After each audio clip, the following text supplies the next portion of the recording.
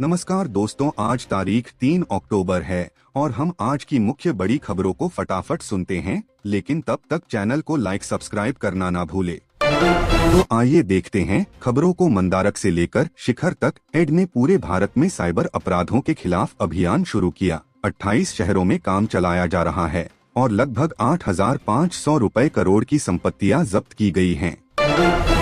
Tamil Nadu police ने बम जांच दस्तों को मजबूत करने की योजना बनाई है और पूर्व सैनिकों को भर्ती करने की तैयारी की है ताकि बम झूठी कॉल की समस्या को कम किया जा सके। कर्नाटक में कांग्रेस के अंदर असंतोष के बीच डीके शिवकुमार ने कहा कि वह पार्टी अनुशासन को प्राथमिकता देंगे और अटकलों पर अंकुश लगाएंगे। गुजरात में सभी वन्यजीव अभयारण्य 7 अक्टूबर से खोल दिए जाएंगे। इस बार 16 अक्टूबर की बजाय जल्दी उद्घाटन किया जाएगा। भारत में पहला bullet train project Mumbai Ahmedabad मार्ग पर जापान की ई-10 शिनकानसेन तकनीक के साथ होगा, जिसकी रफ्तार 320 किलोमीटर प्रति घंटा होगी। भारत और चीन इस वर्ष के अंत तक प्रत्यक्ष उड़ानें फिर से शुरू करने का निर्णय कर चुके हैं, जो 5 वर्षों के बाद होगा। राहुल गांधी ने कोलंबिया में कहा कि भारत की लोकतंत्र व्यवस्था पर बड़ा हमला हो रहा है और इसे अंतर्राष्ट्रीय ध्यान देने की आवश्यकता है।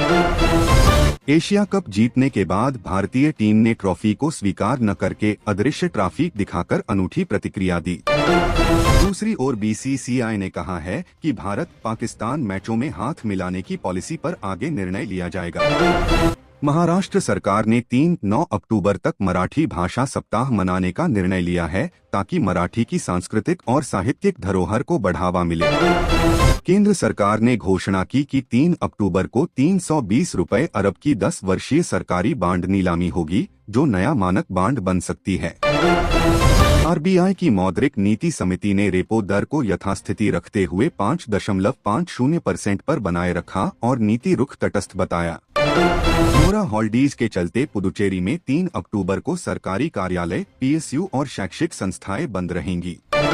एमपीएल ने 3 अक्टूबर को प्रस्तावित भारत बंद को धार्मिक पर्वों के कारण स्थगित करने का निर्णय लिया है। मध्य प्रदेश के खंडवा जिले में श्री मूर्ति विसर्जन के दौरान एक ट्रैक्टर झरने में गिर गया, जिसमें 11 श्रद्धालु की मौत हो गई है।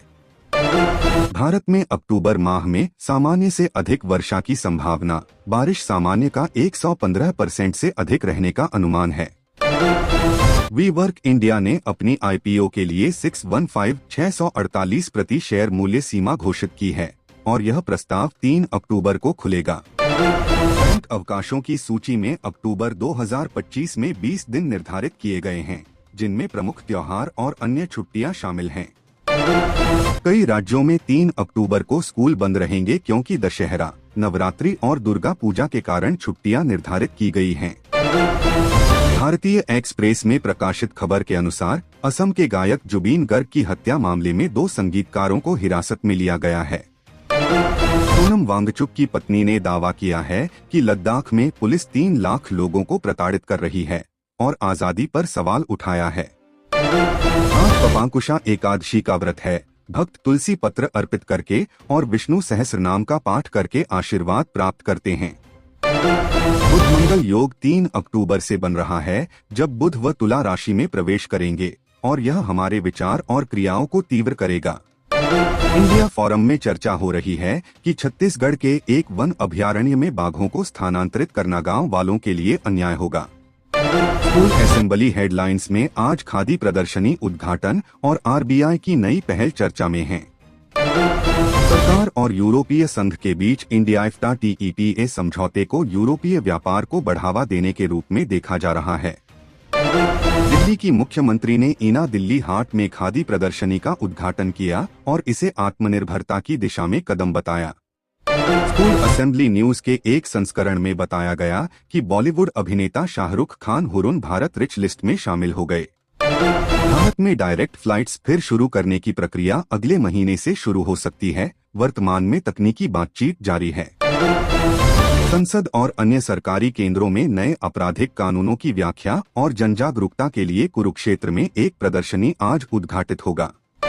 जानकारी पसंद आई हो तो चैनल सब्सक्राइब कर लीजिए। धन्यवाद।